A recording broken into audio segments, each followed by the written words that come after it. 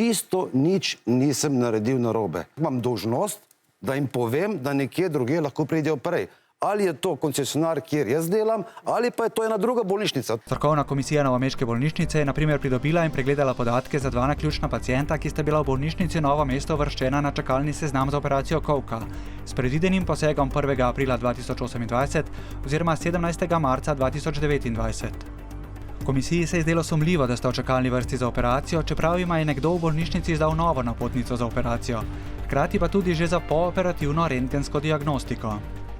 Izbranega pacienta je komisija po pregledu čakalnega seznama poklicala po telefonu dne 18.11.2025 ob 12.40 in ga vprašala, ali še želi čakati na operativni poseg v splošni bolnišnici Novo mesto.